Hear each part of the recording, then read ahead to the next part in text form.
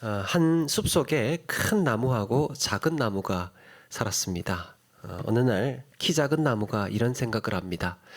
야, 내가 이렇게 키 작은 건 저 나무 때문이야. 저 나무만 없으면 내가 햇볕도 마음껏 쬐을 수 있고 시원한 바람도 맞을 수 있을 텐데, 그 저 나무 그 큰 나무 때문에 내가 그 기세에 눌려서 아무것도 못하잖아.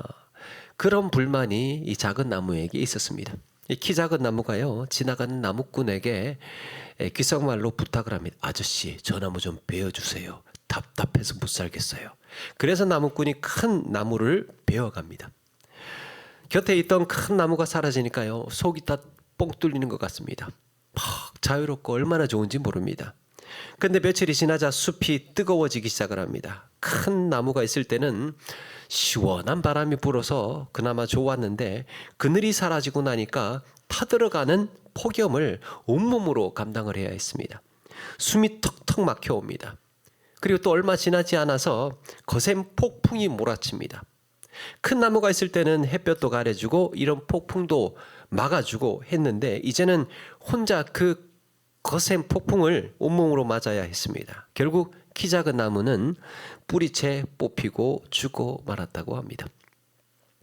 다윗은 오랜 시간 동안 사울의 그늘 아래 살았습니다. 다윗이 어디를 가든지 사울은 찾아냈고 그때마다 도망을 다녀야 했습니다. 심지어 사울을 2번이나 살려주었음에도 사울은 여전히 포기하지 않고 다윗을 쫓았습니다. 이제 다윗도 지치는 겁니다. 게다가 600명이나 되는 식솔들을 이끌다 보니까 이게 책임감이 무겁잖아요. 그러다 보니까 사울이라는 존재가 늘 불안하고 부담스러운 겁니다. 좀 벗어나고 싶은 거예요. 사울의 그늘에서 벗어날 수만 있다면 살 것 같았습니다. 어떻게든 특단의 조치가 필요했습니다. 여러분, 우리도 신앙생활을 하면서요, 이게 사람이 신앙이 이 고점을 찍고 이렇게 쭉 계속해서 이렇게 충만하게 가면 좋을 텐데요, 이게 업다운이 있더라고요. 푹 꺼졌다가도 좀 살아났다가도 또 넘어졌다가 엎어졌다가도 좀 좋아졌다가도 이렇게 자꾸 오르락 내리락 하는 게 신앙생활이더라고요. 다윗도 그랬습니다. 다윗도 늘 신실하고 늘 충만하지 않습니다. 지치다 보니까, 힘들다 보니까, 스트레스를 받다 보니까 넘어지는 거예요. 이렇게 사울이 그늘에서 뭔가 좀 이렇게 벗어나고 싶은 그 스트레스를 견디지 못했던 거죠. 그래서 다윗이 자기 스스로에게 말을 합니다. 내가 나한테 말을 하는 겁니다. 1절에 보니까 이렇게 얘기합니다. 다윗이 그 마음에 생각하기를, 내가 후일에는 사울의 손에 붙잡히리니 블레셋 사람들이 땅으로 피하여 들어가는 것이 좋으리로다. 사울이 이스라엘 온 땅 내에서 다시 나를 찾다가 다녀마리니 내가 그의 손에서 벗어나리로다. 야, 블레셋으로 넘어가는 게 지금 답이다. 아무리 생각해도 이대로 있다가는 언젠가는 내가 사울한테 붙잡히게 될 텐데 어떻게 그거 기다리고만 있겠느냐. 내가 이 땅을 떠나는 게 차라리 낫지. 다윗은 사울이 추격에 지치고 좀 더 편한 삶을 위해서 블레셋의 가드 왕 아기스에게로 찾아갑니다. 여기서 우리가 주목해야 할 것은 1절의 첫 마디입니다. 주목해야 할 것 1절의 첫 마디, 1절에 다윗이 그 마음에 생각하기를. 다윗이 자기 스스로에게, 야, 네가 한번 생각해봐라. 자기 스스로에게 지금 말하고 있는 거예요. 야, 너 현실적으로 좀 생각을 해봐. 상식적으로 생각해봐. 자기에게 말하고 있는 겁니다. 그동안 다윗은 모든 판단과 선택을 하나님께 여쭈어왔습니다. 하나님 어떻게 하면 좋습니까? 하나님 지금은 도망가야 됩니까? 하나님 지금 피해야 되는 겁니까? 아니면 제가 머물러야 하는 겁니까? 내려놓아야 될까요? 이렇게 모든 것들을 하나님께 여쭈어 왔습니다. 비록 사울에게 쫓기며 살아왔지만 다윗은 삶의 모든 방향을 결정하는 데에 늘 하나님이 계셨습니다. 하나님과 함께 생각을 하고 하나님께 여쭈어보고 하나님의 뜻을 따르고 하나님의 말씀 안에서 살았던 거예요. 그런데 이번에는 하나님의 뜻이 아니라 뭡니까? 그의 마음에 생각하기를. 스스로 해법을 찾고 있는 겁니다. 분위기가 심상치 않습니다. 성경의 역사에는요, 좀 더 나은 환경을 위해서 좀 더 나은 조건을 찾아서 좀 더 나은 삶을 위해서 지금 내가 서 있는 이 현실을, 이 현장을, 이곳을 떠나는 장면들이 한 번씩 등장합니다. 여기가 힘들어서 안 되는 거예요. 내가 지금 서 있는 자리가 너무 고생스러운 겁니다. 그래서 떠나는 경우가 종종 있습니다. 창세기 12장에서요. 하나님의 인도하심을 받아서 가나안 땅으로 넘어온 아브라함이 기근을 만납니다. 흉년이 든 거예요. 기근을 만나니까 어떻게 하느냐? 애굽 땅으로 넘어가요. 온 지 얼마나 됐다고 애굽 땅으로 넘어갑니다. 애굽으로 넘어가면서 아브라함이 생각을 하는 겁니다. 야, 가면 내 아내가, 내 와이프가 예뻐가지고 이거 지금 뭔가 일이 날 것 같은데 바로가 나를 죽이고 아내 빼앗아가면 어떡하지? 이런 두려움이 확 밀려오는 겁니다. 그래서 아내한테, 사라한테 얘기합니다. 가면 누이 동생이라고 하자. 내 오빠라고 해라. 아내 아니고 오빠. 이렇게 이제 이야기를 한 겁니다. 그래서 가서 실제로 바로에게, 또 그 바로의 고관들에게 얘기를 해요. 얘 내 동생, 내 누이 동생. 이렇게 이야기를 한 겁니다. 그러니까 바로가 어떻게 생각했습니까? 그러면 내 아내 삼아도 되겠네? 그러면서 사라를 데리고 가는 겁니다. 기근이 일어나서 아브라함도 애굽으로 내려갔던 거예요. 창세기 13장에 뭐가 있습니까? 아브라함의 조카 롯이 있죠. 롯이 아브라함의 식솔들하고 자꾸 다퉈요. 양식이 많아서, 그 양이 많아서, 재산이 많아서 자꾸 우리 풀 있는 쪽으로 오지 마, 갈게 이러면서 자꾸 싸우는 거예요. 그래서 아브라함과 롯이 타협을 합니다. 네가 먼저 길을 정해라. 그러면 네가 좌하면 나는 우하고, 네가 우하면 내가 좌할게. 네가 가는 곳이 먼저 가라. 그러니까 롯이 요단 동편을 쫙 보니까 거기가 비옥한 땅인 겁니다. 거기에 소돔과 고모라도 있고요. 아주 막 문명적으로 발달해 있고 아주 좋아 보이는 겁니다. 그러면 내가 그쪽으로 갈게요. 그렇게 하고 그렇게 떠났단 말이에요.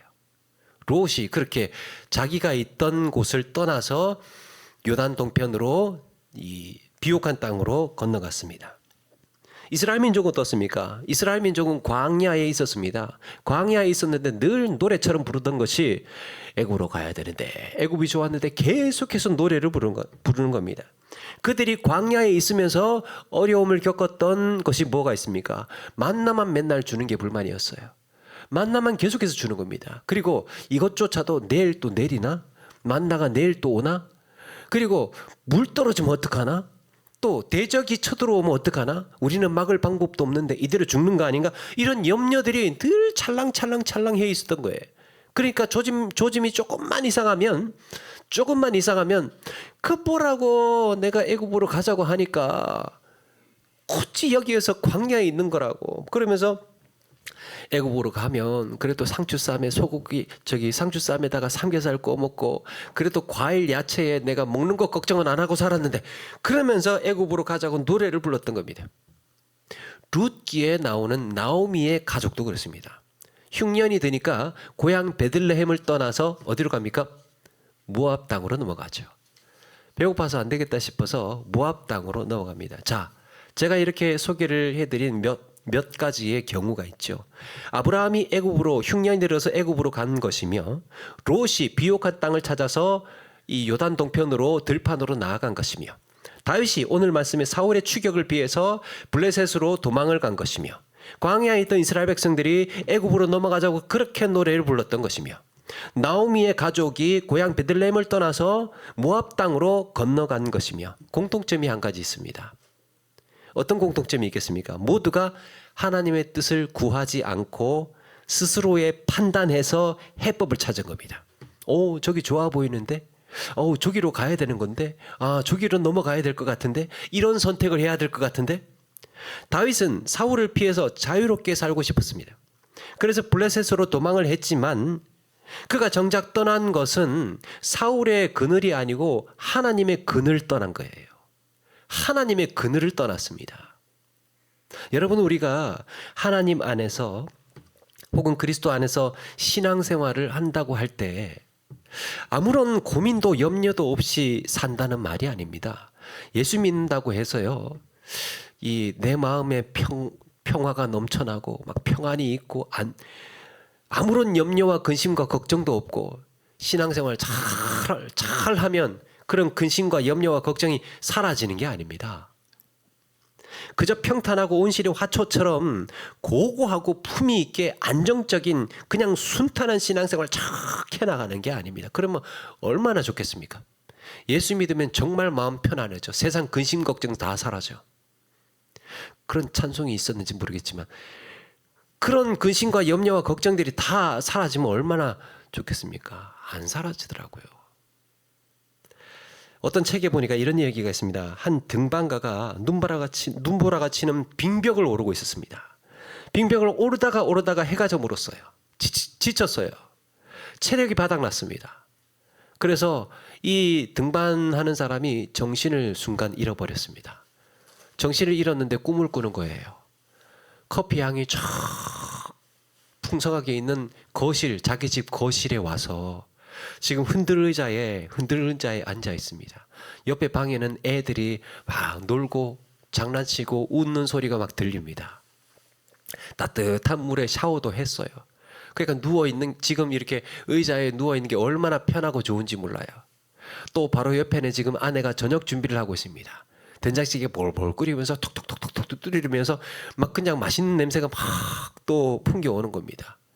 그런 좋은 편안하고 안락한 이런 환경, 이런 이 지금 그걸 만끽하고 있는데 철푸덕하더니 정신을 바짝 차리고 보니까 세상에 정신을 바짝 차리고 보니까 수백 미터 떨어진 끝이 안 보이는 절벽 한가운데에 줄 하나 대롱대롱 매달고 지금 자기가 매달려 있더라는 거예요.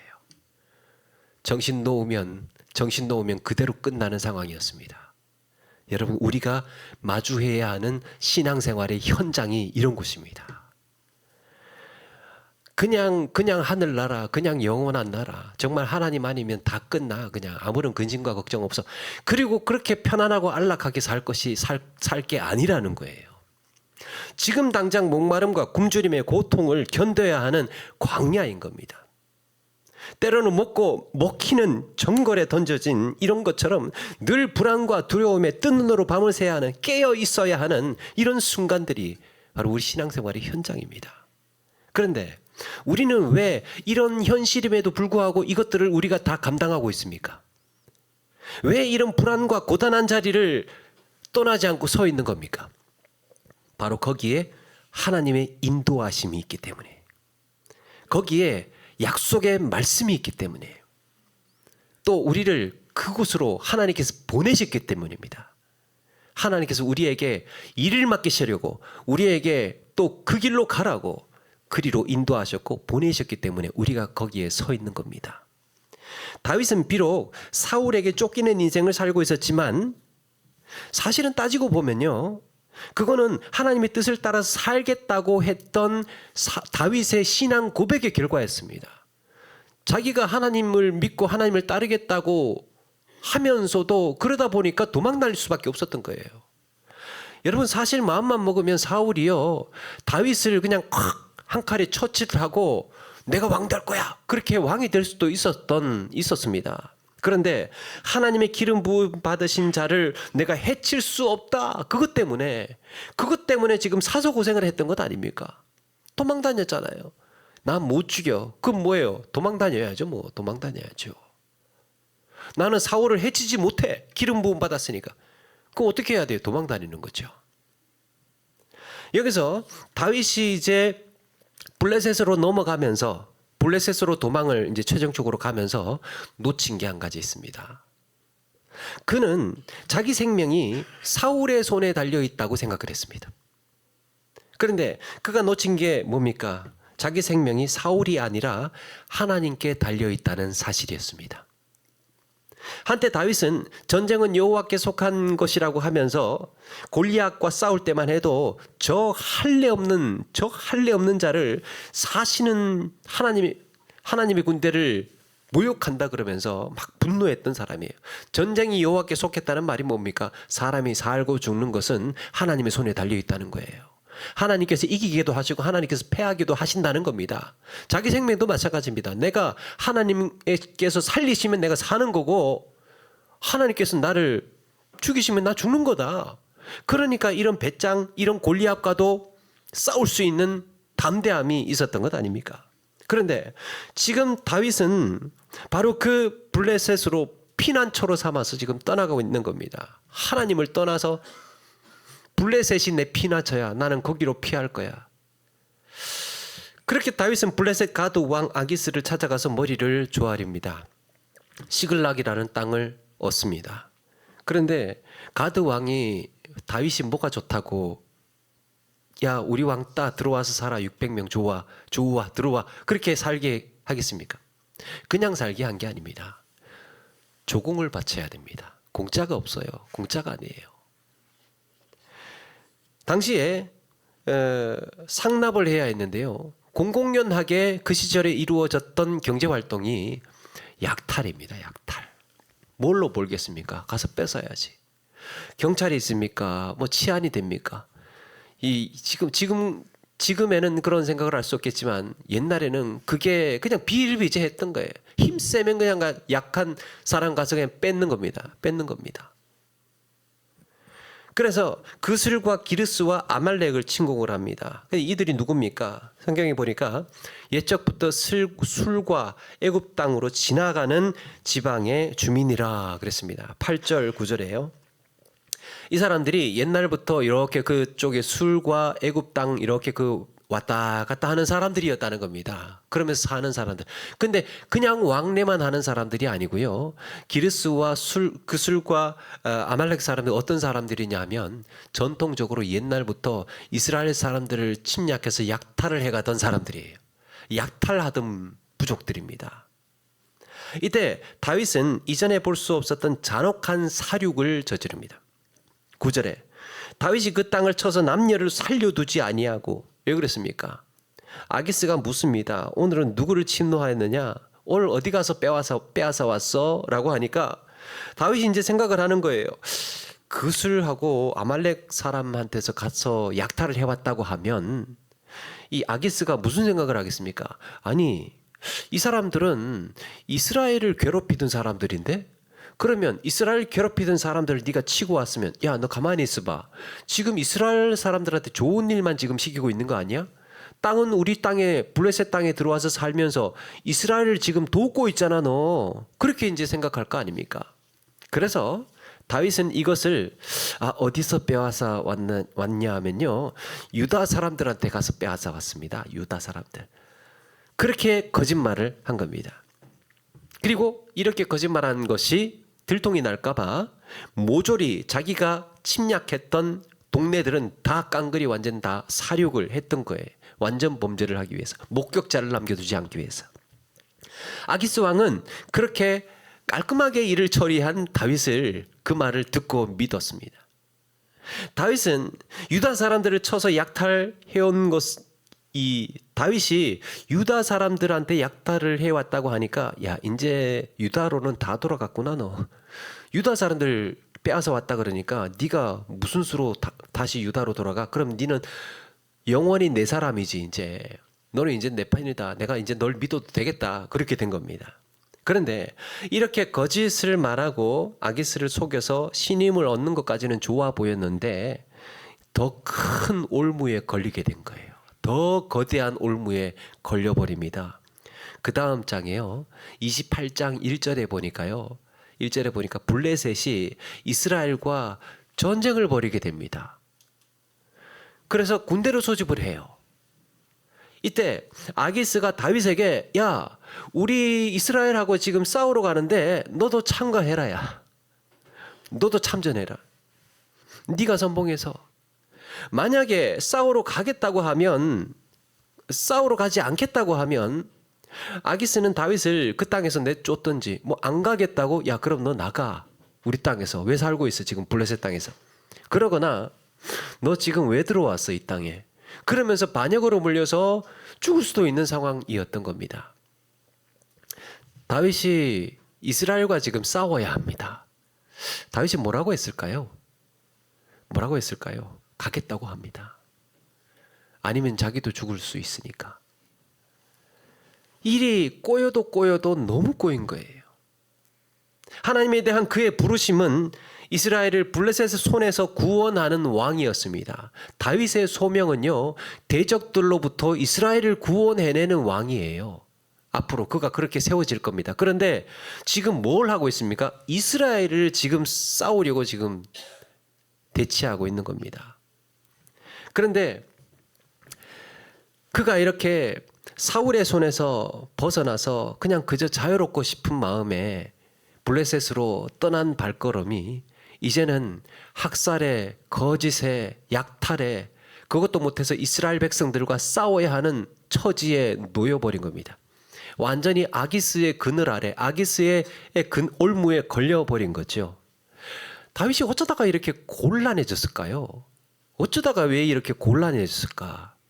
오늘 말씀 처음과 마지막에 그 표시를, 이유를 표시해 놨습니다. 오늘 말씀 본문의 처음에 보니까요, 1절에 그 마음에 생각하기를 이라고 하면서 사울의 손에서 벗어나기 위해서 블레셋으로 도망쳤다고 되어 있습니다. 오늘 본문의 처음은, 시발점은 자기 마음에 생각하기를, 자기 스스로 생각해. 야, 너 스스로에게 말한 거야. 네 상식적으로 한번 생각해봐. 너 경험으로 한번 생각을 해봐. 네가 알고 있는 지식으로 한번 따져봐. 그렇게 생각을 한 겁니다.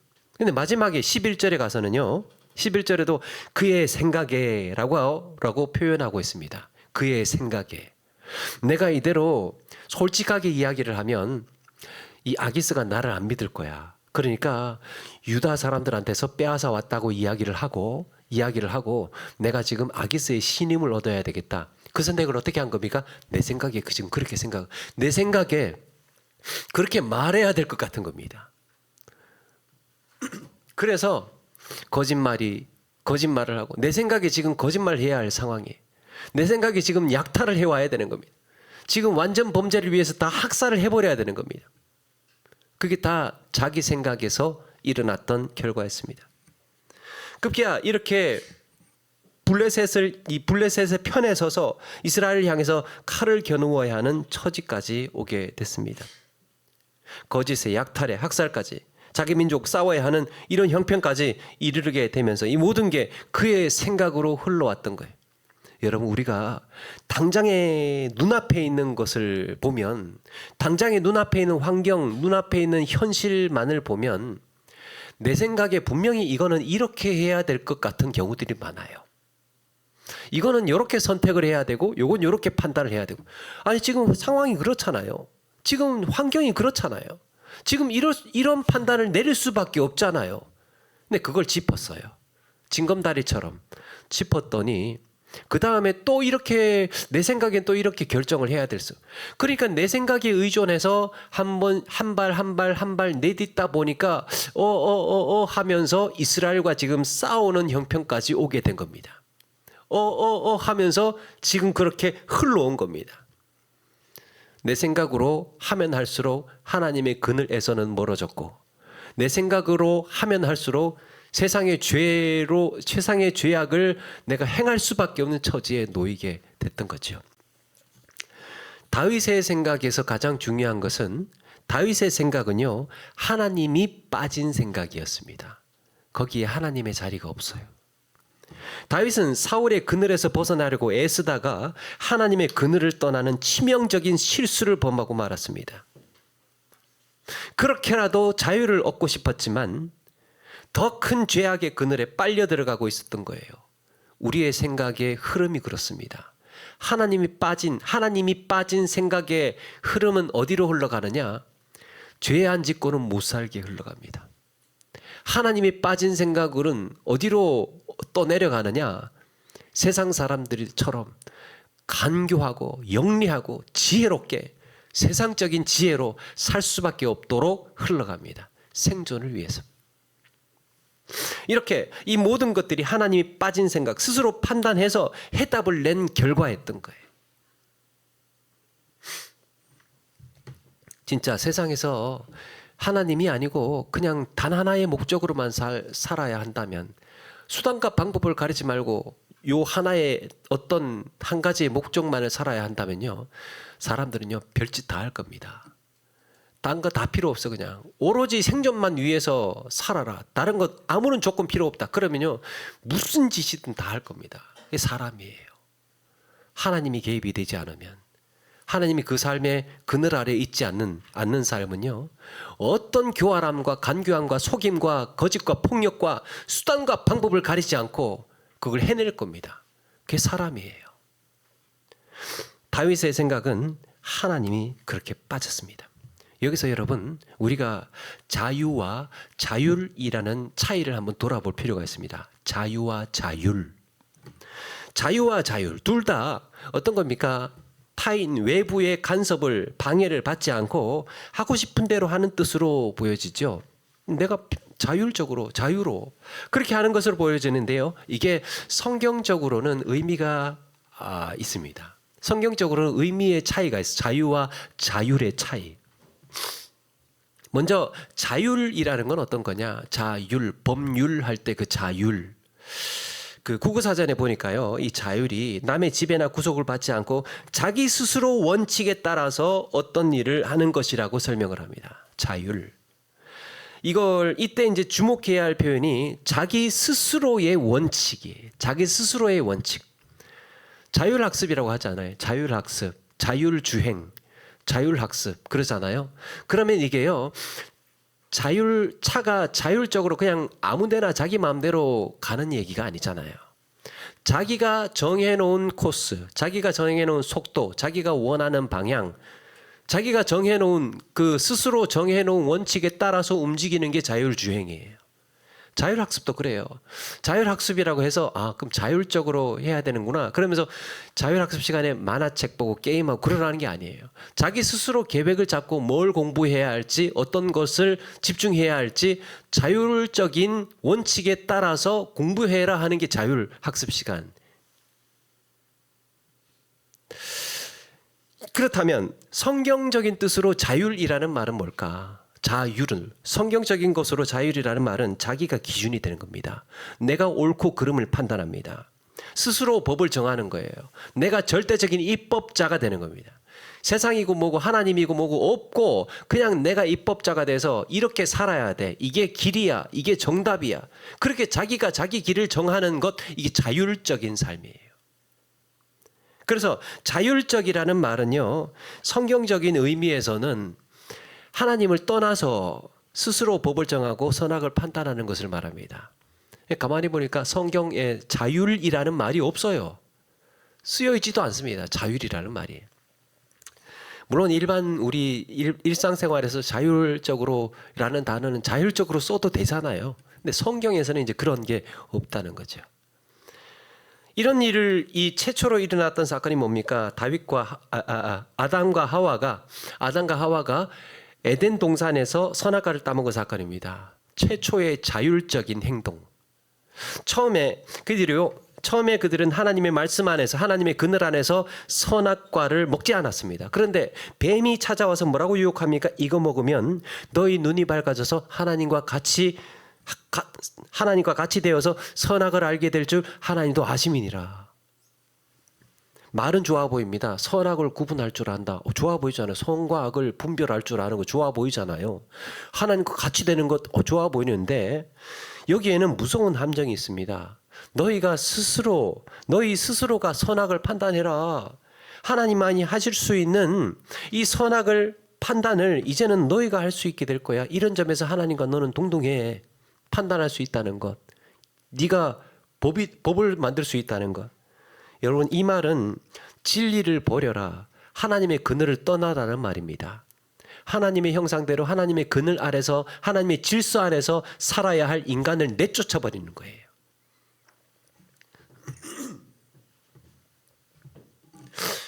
시편 기자는 이렇게 고백합니다. 교만한 자들이 나를 심히 조롱하였어도 나는 주의 법을 떠나지 아니하였나이다. 교만한 사람들이요, 간사하게 나를 괴롭혀요. 간교하게 나를 조롱하기도 합니다. 때로는 모욕하기도 합니다. 정말 생각 같아서는 같이 그대로 한번 내가 되갚아주고 싶어요. 나한테 진짜 이렇게 몹쓸 짓을 하고 이렇게 치사하게 하고 그러면 나도 지금 똑같이 한번 해주고 싶은 거예요. 사람의 심리가 그렇지 않습니까? 그렇지 않습니까? 그냥 똑같이 나도 그냥 해주고 싶은 심정이에요. 그냥. 야, 진짜 저렇게 비열하게 한다고? 야, 진짜 저렇게 악랄하게 나한테 한다고? 저렇게 은혜를 원수로 갚는다고? 막 그러면 그런 생각이 들고 섭섭하고 막 서운하고 마음에 막 그 상함이 오면 나도 똑같이 진짜 그렇게 해주고 싶은 심정입니다. 그런데 시인은 어떻게 합니까? 그렇게 했지만 조롱하여도 나는 주의 법을 떠나지 아니하였나이다 고백하고 있습니다. 하나님의 말씀의 그늘 아래 있다 보니까 저 사람이 나한테 저렇게 말을 해도 나는 이렇게 대응하면 안 되지. 저 사람이 나한테 이렇게 해와도 내가 똑같이 저렇게 하면 안 되겠지. 왜 그렇습니까? 내가 주의 법 아래에 살고 있기 때문에. 그게 그리스도인의 삶입니다. 우리는요, 주변의 환경이 또 누군가가 나를 그렇게 모욕을 하고 또 몹쓸 짓을 하고 또 때로는 비난을 하고 욕을 하고 한다고 해도요, 똑같이 안 할 수 있는 힘을 가지고 있습니다. 뭡니까? 하나님의 법 아래에 있기 때문에. 그런가 하면 자유는 스스로 이렇게 규칙이나 법을 정하는 것과는 조금 거리가 있는 개념이에요. 내가 내 마음대로 법을 정하고 내 마음대로 그 규칙을 정하는 것과는 자유라는 말은 좀 다릅니다. 레위기 25장 55절에 하나님께서 이스라엘 백성들에게 희년의 자유를 주면서 선포하면서 이렇게 말씀합니다. 그들은 내가 애굽 땅에서 인도하여 낸 종이요 나는 너희의 하나님 여호와이니라. 그동안 그들은 애굽의 종이었습니다. 이 고대 사람들에게 자유가 가장 필요했던 이 계층이 어떤 사람들일까요? 자유가 필요했던 계층, 노예들입니다. 노예들. 저렇게 집중을 하시니까 얼마나 잘 이렇게 말씀을 잘 이해를 하시고 죄송합니다. 하여튼 이렇게 노예들이 자유가 가장 필요했던 부류예요. 그러면 자유라는 말이 어떻게 생겨나게 되었느냐 하면 자유라는 말은요, 노예가 아닌 자라는 뜻입니다. 어디에 매여 있지 않은 사람이라는 뜻이에요. 이제부터. 또 한 가지 의미가 있습니다. 공동체에 속한 자라는 뜻이에요. 자유가. 이제 시민이 된 거예요. 노예들이 가장 원했던 것은 로마의 정식 시민으로 사는 게 가장 소원이었던 겁니다. 그래서 자유가 그들에게 그렇게 필요했던 겁니다. 공동체에 속한 자, 더 이상 노예가 아닌 자. 그러면 여기에서 하나님께서 지금 무슨 말씀을 하고 있는 겁니까? 애굽 땅에서 인도하여 낸 내 종이요 너희는 나는 너희의 하나님 여호와니라. 이제 너희들은 내 종이 된 거야. 애굽의 종에서 신분이 변화해서 이제는 내 종이 된 거야. 그게 자유인이라는 개념이에요. 성경에서 말씀하고 있는. 소속이 달라진 겁니다. 소속이. 그래서 자유는요, 죄의 종이 아니라 하나님의 속한 자라는 말입니다. 하나님께 속한 것이 자유인 줄로 믿습니다. 질서 안에 들어간 거예요. 하나님의 말씀이라는 시스템 속에 살게 된 겁니다. 자유예요. 하늘을 훨훨 날고 어디든지 내 마음대로 행동하고 내가 가고 싶은 대로 가고 말하고 싶은 대로 행동하고 싶은 대로 하고 이렇게 그냥 자유분방하게 그냥 마음대로 마음껏 그게 지금은 그런 의미가 들어있지만 원래 처음에 자유라는 말은 성경에서 가리키고 있는 자유는 그게 아니었다는 겁니다. 공동체에 그렇게 바라던 공동체에 소속이 되고 그 법 아래에 그 질서 아래에 살게 된 상태를 자유인이라고 하는 겁니다. 이 자유를 말하는 또 한 가지가 있습니다. 하나님께서 모세에게 두 돌판을 주면서 십계명을 새겨주시죠. 모세에게 두 돌판 주면서 십계명을 새겨주는데요. 출애굽기 32장 16절에 그 판은 하나님이 만드신 것이요 글자는 하나님이 쓰셔서 판에 새기신 것이더라 라고 했습니다. 이 새기신 것이더라 할 때 새기다라는 말이 히브리 말로 하루트라는 말입니다. 새기다, 하루트. 그런데요, 유대 랍비 전통에 이 하루트를 어떻게 해석을 하느냐 하면 랍비들이 어떻게 해석을 하느냐 하면 이렇게 말합니다. 하루트, 즉 새기다로 읽지 말고 헤루트는 자유거든요. 하루트, 새기다로 읽지 말고 헤루트, 자유라고 읽어라. 율법을 가진 자만이 참으로 자유롭다라고 말합니다. 율법이 어디에 새겨졌습니까? 마음에 새겨진 것. 육신의 육의 영혼의 신비에 마음의 신비에 율법이 새겨진 사람, 하나님의 말씀이 새겨진 사람을 가리켜서 자유인이라고 지금 이야기를 하고 있는 겁니다. 이제 자율과 자유의 차이가 분명해지죠. 자율은 하나님의 법을 떠나서 스스로 입법자가 되는 거예요. 스스로 법과 원칙을 세우는 상태를 말하고 자율. 그리고 자유는 그 법과 원칙이 하나님께 속해 있는 상태를 말합니다. 내가 하나님께 나아가는 거예요. 하나님의 말씀을 향해서 살아가는 겁니다. 성경은 자율적인 인간으로 살아라고 말하지 않았습니다. 자율적인 인간이 아니라 진리에 속한 자유인이 되라고 말씀합니다. 이렇게 자신이 판단한 옳음을 부인하는 것. 자율적인 삶은요, 내가 옳아, 내가 다 알아, 내가 진리야, 내가 기준이야, 내가 세상의 중심이야. 자율적인 인간. 그런데 이걸 부인하는 거예요. 부인하고 하나님의 오르심을 쫓아서 살기로 작정한 것을 가리켜서 자기 부인이라고 그래요. 자기를 부인하고. 하나님께 속한 자로서 자유인으로 살았던 다윗은 자신이 처한 형편과 처지의 피로감을 견디지 못하고 오늘 이렇게 잠시 스스로 삶을 모색하는 자율적인 방황을 하고 있습니다. 그런데 그럴수록 어떻게 됩니까? 다윗은 갈수록 더 거짓말에 엮이고 세속에 엮이고 더 죄를 지을 수밖에 없는 나락으로 떨어져 가고 있는 겁니다. 급기야는 이스라엘을 블레셋 편에 서서 이스라엘 사람들을 죽여야 하는 이런 형편에 놓이게 되었던 겁니다. 물론 여러분, 다윗이 자유인으로 하나님의 말씀 안에 그늘 아래 살던 시절도 사실은 그렇게 편하지는 않았습니다. 쟁쟁한 형들 틈바구니에서 맨날 야 막내 심부름 해와 그렇게 해왔을 겁니다. 그리고 베들레헴 들판에서 목자로 살면서요, 밤낮 맹수들 때문에 경계하느라고 제대로 잠도 못 잤을 겁니다. 사울에게 악신이 들려서 그 앞에서 수금을 타야 했을 때도 사울이 던지는 창을 피하느라고 아찔한 순간이 한두 번이 아니었을 겁니다. 그럼에도 다윗이 무너지지 않고 지혜롭게 대처하고 하나님의 선하신 손길을 따라서 살 수 있었던 건 뭡니까? 하나님의 말씀의 그늘 아래에 있었고 하나님을 향하여서 살았고 말씀을 향하여서 나아갔기 때문인 줄로 믿습니다. 우리가 버틸 수 있는 힘이에요. 우리가 견디고 이겨낼 수 있는 힘은 환경이 좀 덜 힘들어서 이겨낼 수 있는 게 아닙니다. 환경이나 우리가 처한 조건이요, 어떠하든지 간에 우리는 뭘로 이겨내고 뭘로 버틸 수 있습니까? 우리가 하나님의 손 안에 있는 것으로 인하여서, 하나님의 말씀 안에 살고 있는 것으로 인하여서 우리는 버텨내고 이겨나가고 견뎌낼 수 있는 것입니다. 고단한 현실을 이기는 방법은 이렇게 환경이나 조건을 바꾸어서 앞서 내가